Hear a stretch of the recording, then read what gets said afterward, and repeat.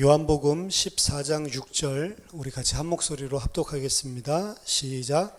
예수께서 이르시되 내가 곧 길이요 진리요 생명이니 나로 말미암지 않고는 아버지께로 올 자가 없느니라. 아멘. 오늘 기독교 강요 5번째 시간으로 유일한 구원의 길에 대해서 같이 살펴보겠습니다. 지난 시간까지 하나님이 누구시고 그리고 인간이 어떤 존재인지, 거기서 가장 중요한 것이 하나님이 창조주고 주권자시고 인간은 하나님에 의해서 창조된 피조물이고 하나님께 의존해야지만 살 수 있는 존재다. 그게 가장 핵심이죠. 죄란 무엇이냐? 그 하나님께 의존하고 그 하나님 은혜로, 하나님의 사랑으로 그렇게 인간에게 베풀어 주신 그 하나님의 복, 하나님의 은혜를 생각할 때 당연히 순종해야 되는 인간이 하나님을 의존하지 않고 스스로 하나님과 분리돼서 독립적인 주체가 돼서 모든 선악을 판단하고 하나님의 자리에 마치 자신이 창조주 하나님인 것처럼 생각하고 행동하는 모든 것들이 죄의 본질이다 말씀드렸습니다. 그 인간을 당연히 하나님을 대적하고 또 하나님의 자리에 올라선 그 인간을 사실은 심판하셔야 마땅한데 하나님께서 구원의 길을 열어주시고 구원받을 수 있는 문을 열어주신 것이죠. 그걸 보고 하나님의 또한 더 크신 은혜와 사랑이라고 합니다. 사실은 구원 속에 하나님이 누구신지를 설명하는 거예요. 그리고 그 구원받은 자는 그 구원을 통해서 이제 내가 지옥 갈 사람인데 구원받았다, 그게 아니고 하나님이 누구신지를 더 분명하고 선명하게 아는 것입니다. 그 하나님을 정확하게 알고 자신이 누군지 정확하게 아는 자들이 하나님과 함께 살 수 있는 것이고, 그것을 거부하고 여전히 하나님의 자리에 앉아 있는 자들은 심판받는 것에 결말을 맺게 되는 거죠. 왜 인간에게는 구원자가 필요하냐?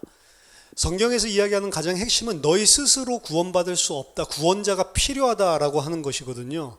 한마디로 말씀드리면 인간은 하나님 앞에서 전적으로 타락하고 전적으로 부패한 죄인이기 때문이다 라고 성경이 이야기를 합니다. 전적인 타락, 칼빈의 그리고 개혁주의 신학의 5대 가장 중요한 것 중에 하나가 인간은 전적으로 부패했다라고 하는 거죠.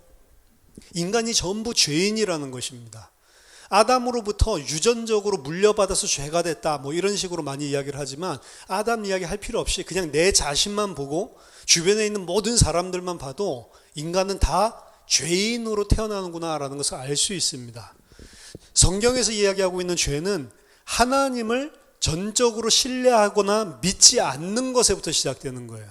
하나님을 전적으로 신뢰하거나 믿지 않기 때문에 하나님보다 내 판단, 내 선택을 더 의지하고 그것이 더 맞다라고 생각을 해서 하나님께 불순종하는 행위가 나타나는 것입니다. 아담과 하와가 선악을 알게 하는 나무의 실과를 따먹는 것도 하나님을 믿지 않았기 때문에, 하나님을 신뢰하지 않았기 때문입니다. 하나님이 마치 더 좋은 곳으로 내가 갈 수 있는데 그것을 가로막는 걸림돌인 것처럼 생각을 했고, 내가 하나님이 되려고 그 선택을 하고 그 행동을 한 것이죠. 결국에는 믿지 않는 것입니다. 요한복음 16장 9절에 보면 예수님이 죄라고 하면 나를 믿지 않는 것이다 라고 이야기를 하거든요. 죄는 결국에는 하나님을 신뢰하고 믿지 않는 겁니다. 하나님을 믿는다라고 하니까 하나님이 계시다, 그 믿는 게 아니고요. 믿는다라고 하는 것은 신뢰하는 걸 말하는 거예요. 트러스트, 영어로 말하면. 믿는다라는 거를 트러스트로 생각하면 더 정확합니다. 의지하고 그분께 온전하게 나를 기대고 그분이 선하시고 의롭고 온전하신 분이다라는 것을 믿는 거죠. 근데 죄의 시작은 거기에 대한 불안, 거기에 대한 동의하지 않는 것에부터 죄가 시작되는 겁니다. 그렇기 때문에 결국 하나님을 의지하지 않고 신뢰하지 않으니까 내 생각, 내 기준, 내 판단, 세상적인 기준을 가지고 육신적인 기준을 가지고 그걸 선택을 하는 거죠. 모든 사람이 다 그렇다는 겁니다. 모든 사람이 다 하나님을 알지 못하기 때문에 하나님을 신뢰하고 믿고 의지하지 않고 내 생각, 내 판단, 내가 가지고 있는 이 세상적인 가치와 기준을 가지고 육신적인 것을 더 의존하고 사는 거예요. 모든 사람이요. 모든 사람이 다 그렇게 사는 상태를 죄라고 하는 겁니다. 열심히 공부를 합니다. 근데 그게 죄라니까요. 열심히 공부하는 이유가 뭐죠? 열심히 공부해서 내가 원하는 자리에 올라가고 내가 원하는 것을 얻어내면 나 행복할 수 있고 성공할 수 있다라고 생각을 하고, 이것이 내 생명 그리고 내 모든 삶을 영위해주는 근본적인 틀이라고 생각을 하는 거예요. 그러니까 열심히 공부하는 겁니다. 그러니까 하버드 대학교 열심히 공부해가지고 거기서 아무리 도서관에서 공부하고 있어도 하나님을 모르고 하나님을 의존해야지만 내가 사는 존재다라는 것을 인정하지 않고, 이 공부 열심히 하면 난 이제 성공할 수 있다, 열심히 해보세요. 그걸 보고 성경에서는 죄라고 한다니까요. 마약하고 술 마시고 무슨 살인을 하고 다른 사람 해코지하고 그것만 죄가 아니고, 열심히 내가 사는데 그 열심히 사는 게 뭐냐? 하나님을 의존하는 거냐? 아니면 내가 열심히 한 그 뭔가를 의존하고 있는 거냐? 그것만 있으면 내가 행복하다고 생각을 하고 그것만 있으면 내가 성공할 수 있다라고 생각하고, 그게 바로 하나님 아닌 다른 것을 더 의지하고 의존하는 거잖아요. 우상 숭배고 죄입니다.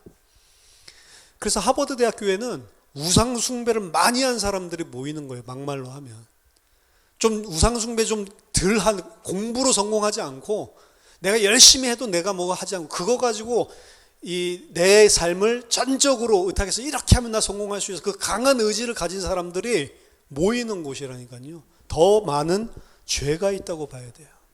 그럼 열심히 모범생인데도 열심히 선생님 말씀도 잘 듣고 공부 잘하는데도 그게 죄라는 말입니까? 예, 하나님을 모르고 하나님을 의존하지 않으면 전부 다 그걸 보고 죄고 우상 숭배라고 하는 겁니다. 그러니까 하나님 앞에 의로운 사람이 단 한 사람도 없는 겁니다.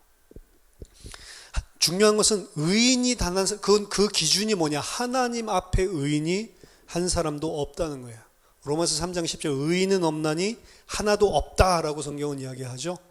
하나님 앞에 구원받고 하나님 앞에 내가 설 수 있을 만한 의인이 단 한 사람도 이 땅에는 없다라고 성경에서 이야기하고 있습니다. 좀 의롭고 선하게 사는데 그건 내 기준이고 사람 기준이고 세상에서 말하는 사회 질서적인 개념이지. 로마서 3장 19절 20절에는 우리가 알거니와 무릇 율법이 말하는 바는 율법 아래에 있는 자들에게 말하는 것이니 이는 모든 입을 막고 온 세상으로 하나님의 심판 아래에 있게 하려 함이라. 그러므로 율법의 행위로 그의 앞에 의롭다 하심을 얻을 육체가 없나니 율법으로는 죄를 깨달음이니라. 하나님께서 왜 율법을 주셨냐? 율법을 통해서 내가 죄인이구나 깨닫고 하나님 앞에 내 의의를 가지고는 절대로 설 수 없구나라는 것을 깨닫고 입막음하기 위해서 율법을 주신 거라니까요. 그 잘못 깨닫는 게, 율법을 잘 지키면 하나님 앞에 내가 율법 잘 지킨 거 가지고 쓸 수 있겠지. 그게 유대인들이 성경의 진리를 깨닫지 못하고 또 육신적인 내 기준으로, 내가 생각하는 선악 판단 기준으로 또 생각을 한 거란 말이에요. 율법을 주신 이유는 하나님 앞에 너희들의 모습, 너희들의 행위를 가지고는 절대로 구원을 받을 수 없다라는 것을 알게 하는 겁니다. 그래서 성경은 전부 다 죄 아래에 가두어 버리는 거예요. 죄의 결과는 무엇입니까? 로마서 6장 23절 죄의 삭은 사망이다 그렇게 이야기하죠. 로마서 3장 23절 보니까 모든 사람이 죄를 범하였으며 하나님의 영광에 이르지 못하다니, 하나님과 절대로 함께 할 수 없는 것입니다. 죄인은 절대로 하나님과 함께 공존을 할 수가 없다. 그래서 하나님이 계신 곳에 가기 위해서 이 죄 문제가 해결되지 않으면 절대로 새하늘 새 땅 하나님의 나라에 갈 수가 없다라고 이야기하는 겁니다. 하나님은 죄와 함께 있을 수 없는 것입니다.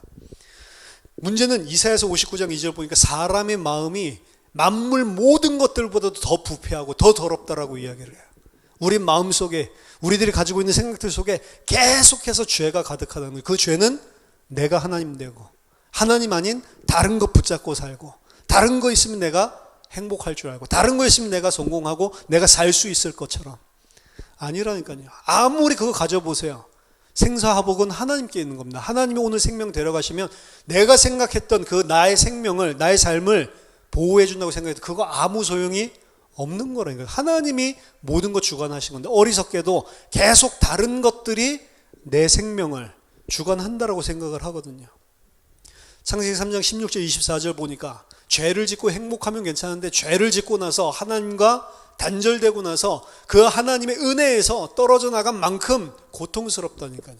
잉태하는 것 같은 큰 고통이, 열심히 일하지 않으면 먹고 살지 못하는 땅의 저주가, 너는 흙이니 흙으로 돌아갈지니라. 죽음이 찾아오고 그 짐승 같은 하나님과 단절된 것들이 나에서 그 끝나는 것이 아니고 모든 우리의 자손들까지도, 이게 산자의 엄이라고 부름을 받는다고 했죠.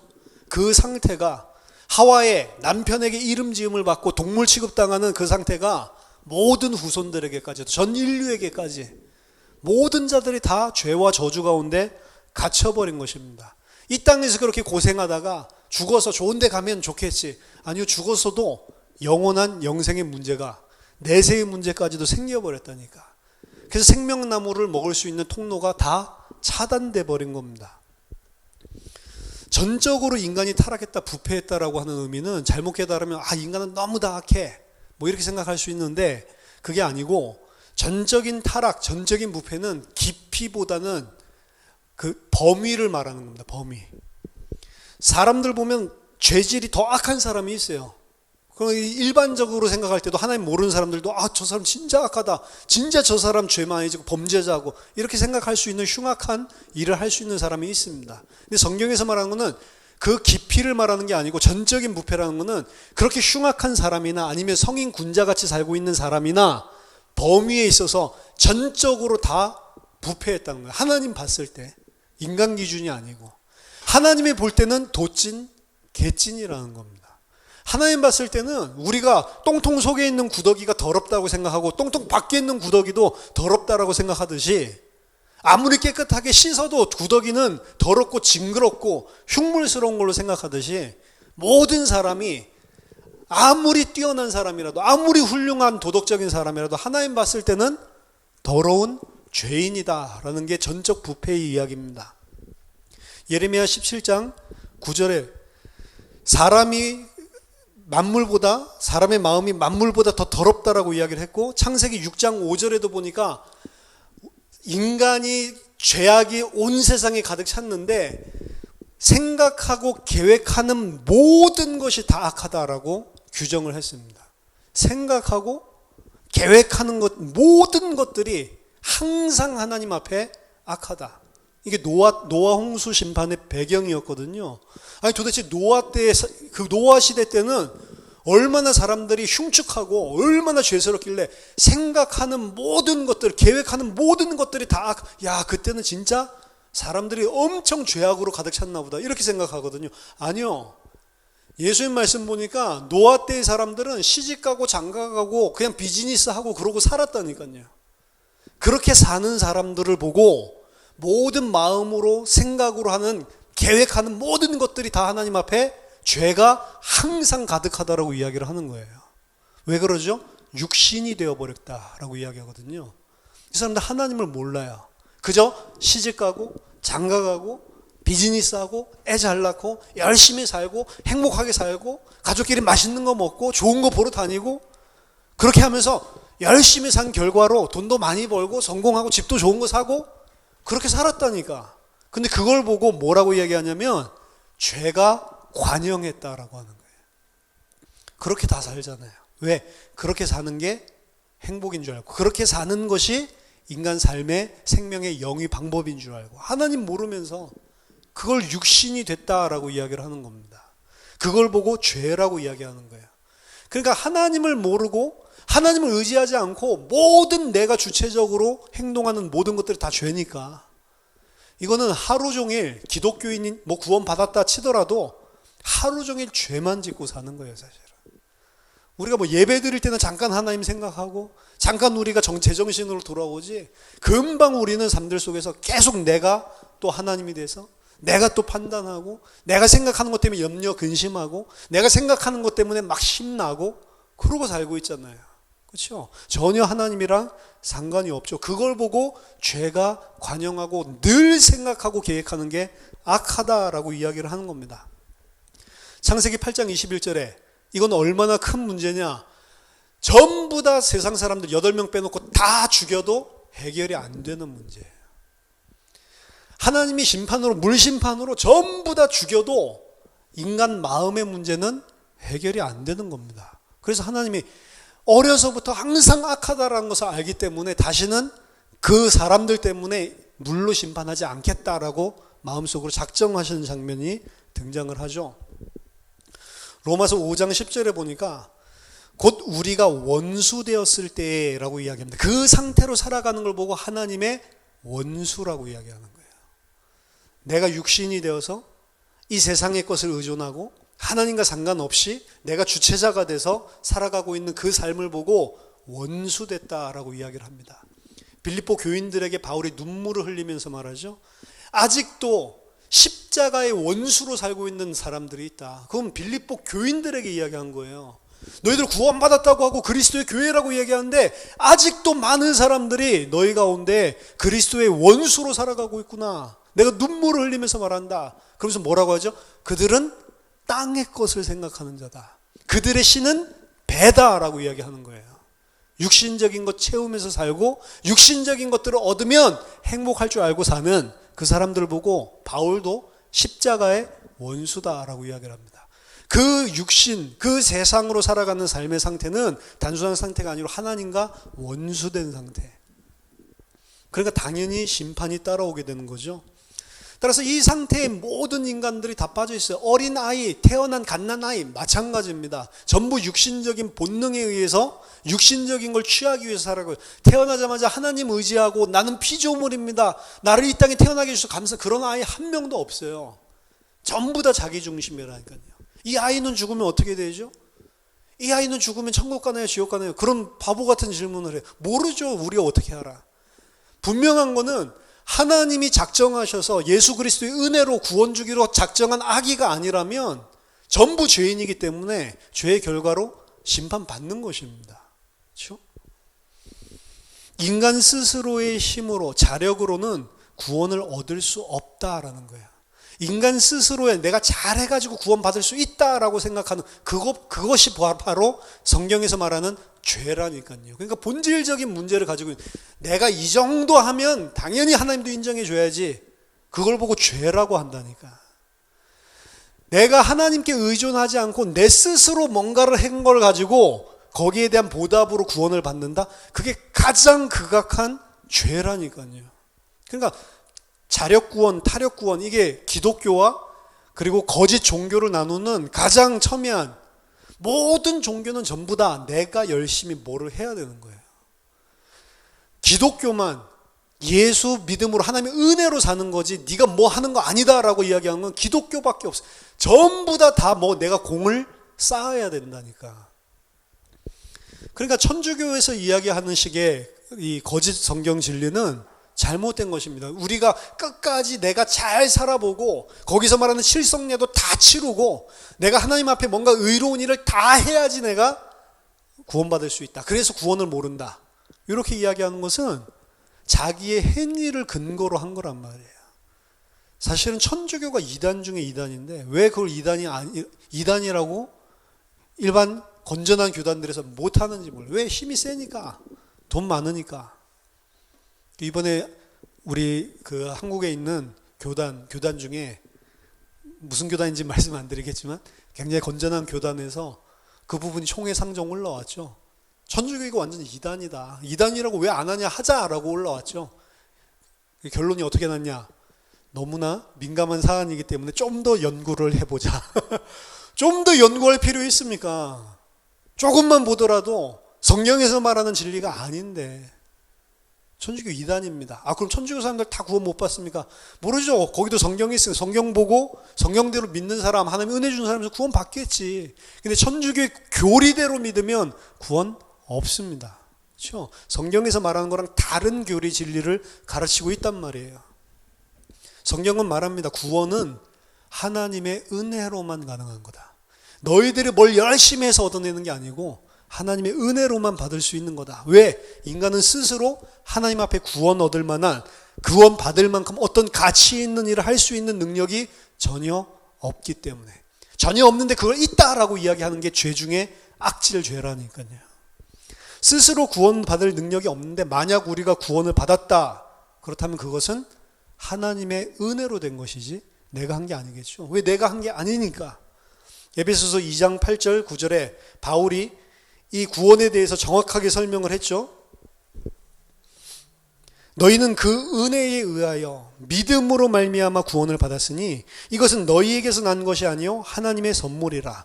행위에서 난 것이 아니니 이는 누구든지 자랑하지 못하게 함이라. 여기 보면 믿어서 구원받는다 그렇게 이야기하지 않고 믿음도 어떻게 해요? 은혜에 의하여 믿음으로 구원을 받는다. 은혜로 구원받는 거예요. 내가 믿음을 가질 수 있을 만한 그런 자격, 그런 가치도 없단 말. 내가 선택하는 게 아니란 말입니다. 내가 예수님 영접하고 내가 믿겠습니다. 내가 결단하는 게 아니라니까요. 내가 결단한 건 하나님이랑 아무 상관없어요.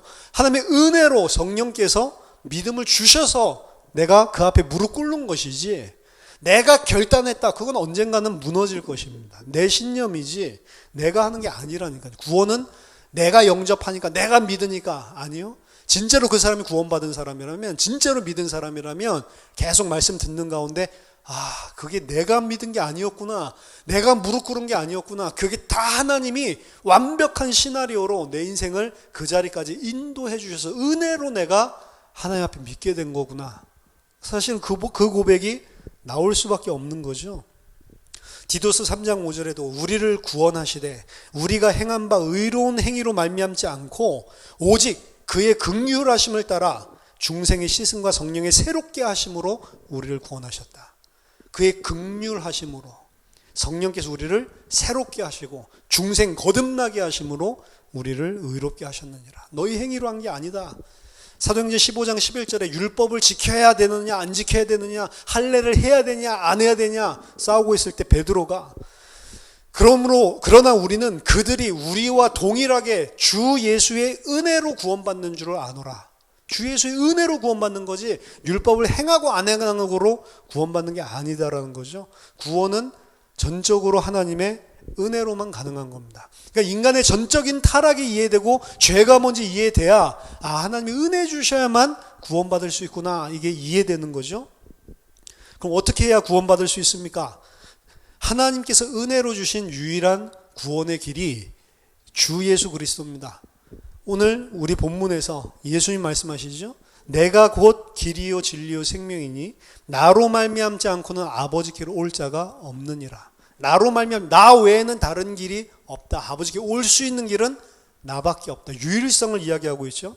사도행전 4장 12절에 천하 인간의 구원을 얻을 만한 다른 이름을 우리에게 주신 일이 없음이니라. 그렇죠?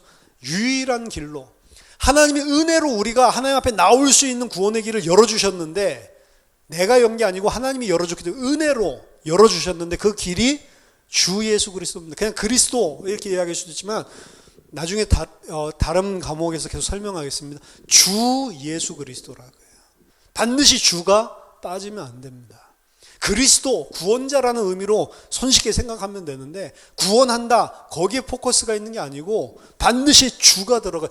너희가 십자가에 못 박아 죽인 그 예수를 하나님이 주와 그리스도가 되게 하셨느니라. 반드시 두 개가 같이 돌아오는 게 믿음이죠. 예수 그리스도께서 이 땅에 오셔서 하신 일을 한마디로 말하면 이 죄인들을 살리기 위한 대속입니다. 마가복음 10장 45절, 섬김을 받으러 인자가 온 게 아니고 도리어 섬기려 하고 많은 자들을 위하여 대속물로 주기 위해서 내가 왔다라고 이야기를 하죠. 그때 제자들은 서로 윗자리에 앉으려고 막 싸우고 있는데, 너희들이 으뜸이 되고자 하는 자는 섬기는 자가 돼야 된다. 나도 이 땅에 왜 왔냐? 섬김 받으러 온 게 아니고 섬기려 하고 왔는데, 그 섬김의 내용이 뭐냐? 많은 자들을 위해서 대속물로 내 자신을 주기 위해서 왔다. 예수님은 이 땅에 대속물로 오신 것입니다. 왜 대속이 필요하냐? 하나님이 정하신, 택정하신 일련의 무리를 구원을 하셔야 되는데, 하나님에게는 중요한 성품이 두 가지가 있어요. 사랑의 하나님이라서 이들을 살리고도 싶지만 반드시 공의의 하나님이라는 측면이 존재하는 겁니다.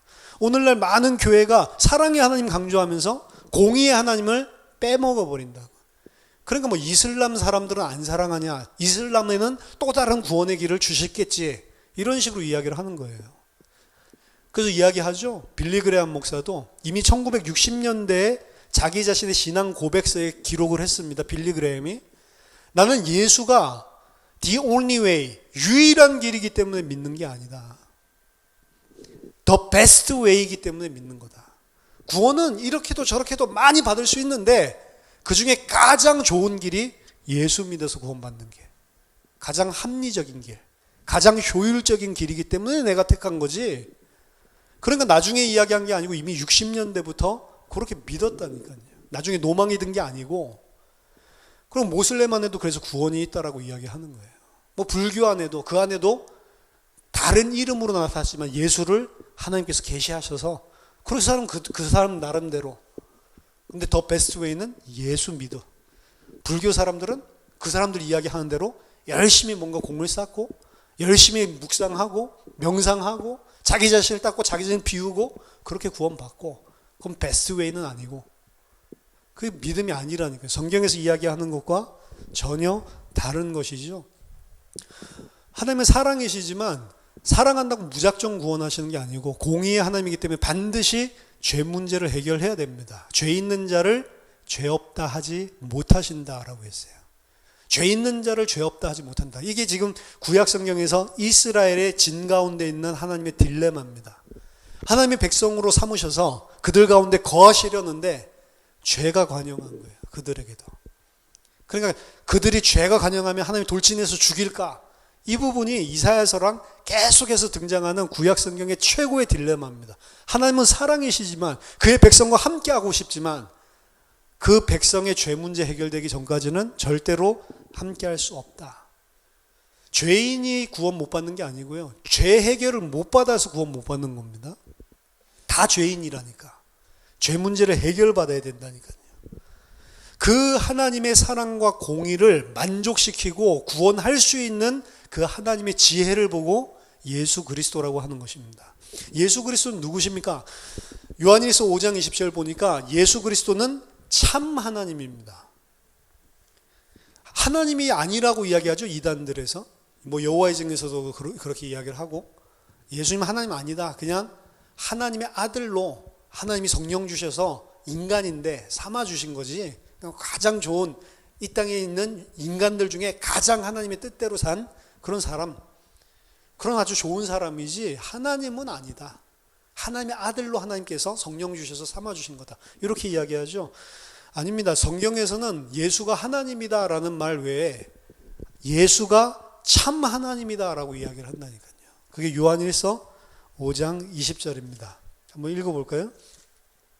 요한일서 5장 20절 보니까 또 아는 것은 하나님의 아들이 이르러 우리에게 지각을 주사 우리로 참된 자를 알게 하신 것과 또한 우리가 참된 자 곧 그의 아들 예수 그리스도 안에 있는 것이니 그는 참 하나님이시요 영생이시니라.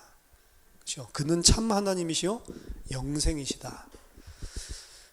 그래서 예수 그리스도는 그냥 단순한 사람이 아닙니다. 하나님이시다. 근데 그 하나님이 빌립보서 2장 6절 8절 보니까 하나님의 자리에서 자기 자신을 종의 형체로 비워서 인간의 모습으로 똑같이 내려오신 분이 예수 그리스도입니다.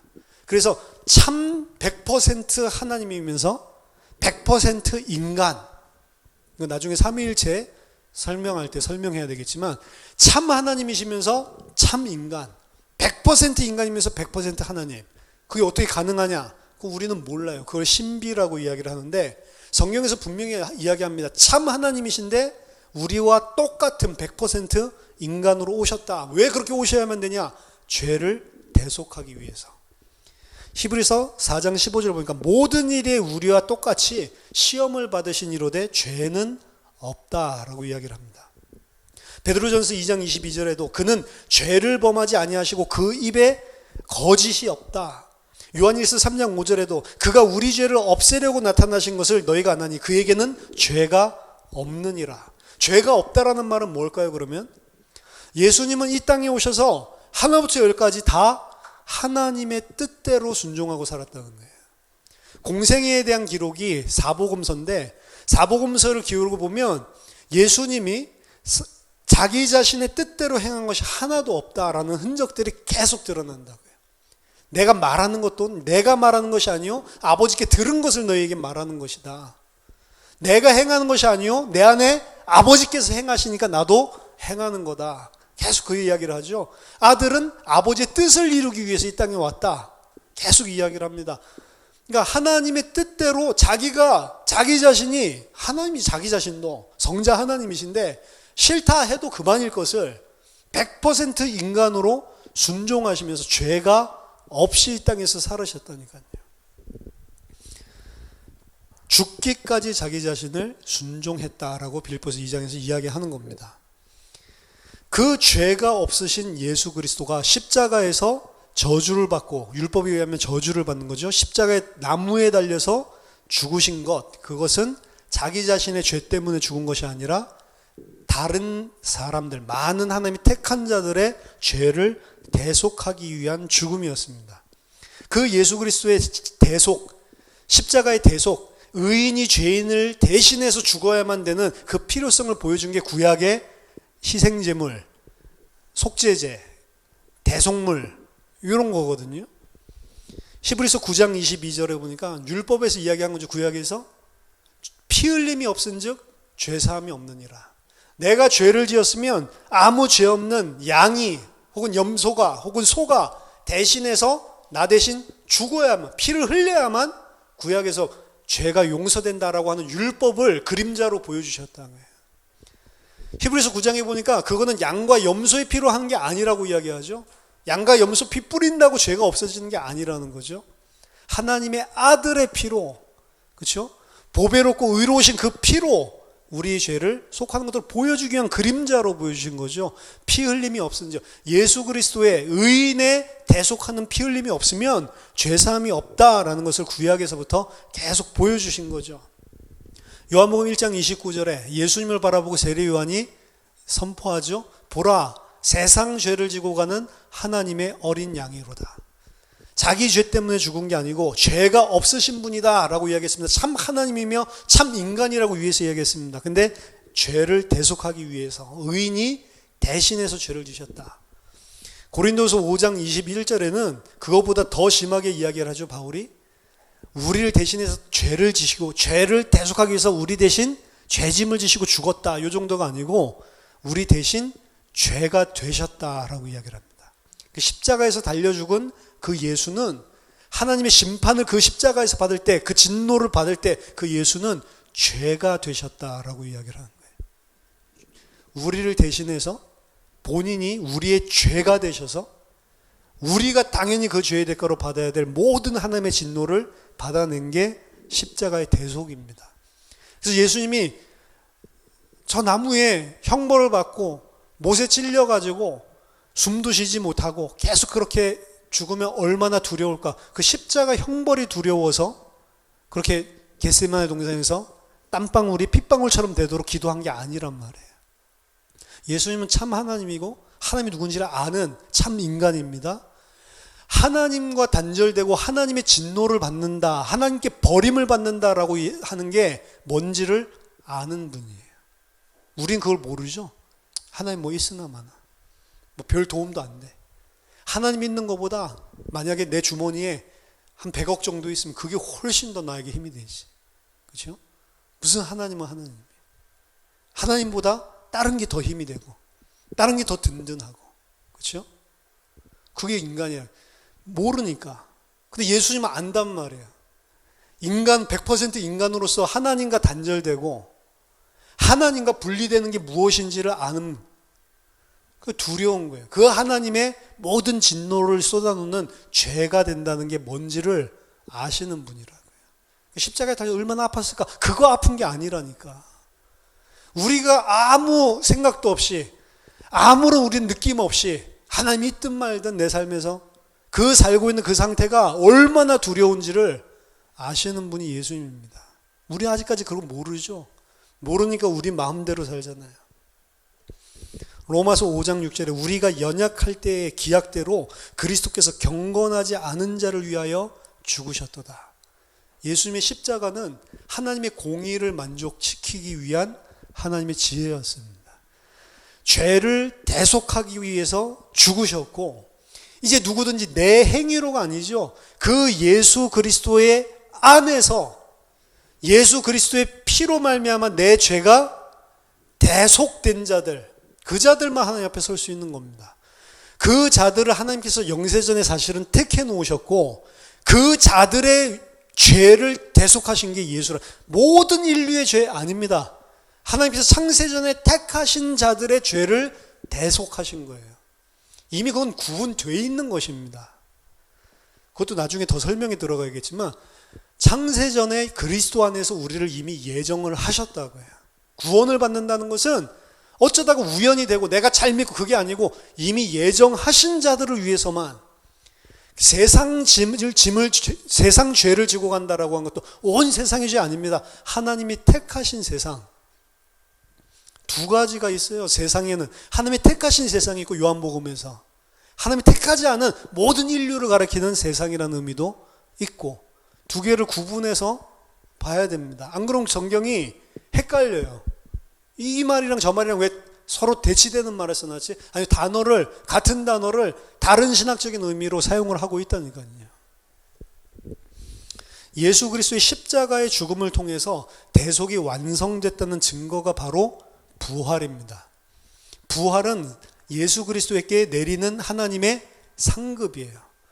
너가 죽기까지 진짜로 하나도 빠짐없이 내 모든 뜻을 다 행하고 순종했구나 라고 하는 것을 인정하는 것, 그걸 보고 부활이라고 합니다. 부활을 예수님이 그 순종의 상급으로 받으신 거예요. 그래서 그 상급으로 부활의 상급으로 하나님 보좌 우편에 앉으시고 성령을 받으셔서 이제 그가 대속해서 죽은 자들에게 성령을 부어줄 수 있게 되는 거죠. 그것도 하나님의 뜻 안에서. 예수 그리스도가 부활하지 않았다면 그래서 고린도서 15장 17절에 우리가 여전히 죄 가운데 있을 것이요 라고 이야기합니다. 왜냐? 그 십자가는 부활하지 않았다면 전혀 우리의 죄를 대속할 만한 하나님의 인정을 못 받았다라고 하는 거니까. 그래서 예수는 반드시 부활해야 되는 겁니다. 육신적으로 완전한 부활체를 가지고 부활해야만. 저는 예수님 다 믿어지는데 부활이 안 믿어져요. 그 예수 믿는 거 아니라니까요. 그럼 무슨 소리냐? 예수님이 하나님의 공의를 완전하게 다 순종을 이루지 못했다라고 이야기하는 거예요. 만약 예수님 부활하지 않았다라고만 믿는다면 그 사람은 기독교인 다 믿어지는데 전 부활은 못 믿겠어요. 그런 장로님도 있다니까요. 그거 다 믿어지는 게 아니고 하나도 안 믿어진 거라니까. 정말로 예수가 그리스도가 맞고 예수의 십자가가 우리의 죄를 다 씻는 그 대속의 십자가가 맞다라고 한다면 부활 안 할 수가 없는 거예요. 부활해야만 그 십자가가 우리의 죄를 대속했다는 거예요. 부활 안 했다라고 하는 것은 내 죄는 하나도 안 씻어졌다라고 이야기하는 거라니까요. 그래서 부활은 반드시 역사적이고 반드시 육체적으로 있어야 되는 사건입니다. 예수의 영이 부활했다. 무슨 예수의 사상이 부활했다. 제자들 마음속에 다 헛소리. 예수가 부활해야만 된다니까. 그래서 예수가 십자가에 죽으시고 부활하심으로 우리의 모든 죄를 대속할 수 있는 것들을 전부 다 완성시켜 놓고 구원의 길이 열린 겁니다. 그게 다 하나님의 은혜로 되어진 것이고 그 하나님께서 그 그리스도를 통해서 나를 살리셨구나 라는 것을 믿음으로만 구원받는 거예요. 우리가 뭘 행함으로 구원받는 게 아닙니다. 열심히 무엇을 행해서 대가로 구원받는 게 아니란 말이죠. 로마서 3장 21절 이제는 율법 외에 하나님의 한 의가 나타났으니 율법과 선지자들에게 증거를 받은 것이라. 구약 성경부터 이미 예언되고 있었던 거라는 거죠. 곧 예수 그리스도를 믿음으로 말미암아 모든 믿는 자에게 미치는 하나님의 의니 차별이 없느니라. 내가 열심히 율법을 행하는 자, 로마서의 배경은 유대인과 헬라인 이야기하는 겁니다. 열심히 율법을 행하는 자든 아니면 율법을 모르고 무율법으로 살아가는 이방인이건 차별 없이, 왜? 이제 그거 기준으로 구원받는 게 아니니까 예수 그리스도를 믿음으로 구원받는 것이다 라고 이야기하고 있죠. 로마서 4장 4절 5절 보면 일하는 자에게는 그 싹시 은혜로 여겨지지 아니하고 보수로 여겨지거니와 일을 아니할지라도 경건하지 아니한 자를 의롭다 하시는 이를 믿는 자에게는 그의 믿음을 의로 여기시나니. 내가 열심히 의롭게 살아서 구원받는 게 아니라 그건 싹스로 내가 보수를 받는 거지. 내가 행한 거에 응당한 것들을 처우받는 은혜가 아니죠. 은혜는 뭐냐? 아무것도 행한 게 없는 놈이 하나님이 의롭다 너 칭해 주시는 것, 그걸 보고 은혜라고 이야기하는 겁니다. 그래서 우리는 내가 행하는 것이 아니고 믿음으로 구원받는다라고 하는 것은 내 행위는 아무런 상관이 없다라고 하는 거예요. 내 행위가 아무런 상관이 없다라고 하는 것은 그러면 아무렇게나 막 살아도 돼, 그 소리가 아니라니까. 그러니까 주 예수 그리스도가 돼야 된다니까.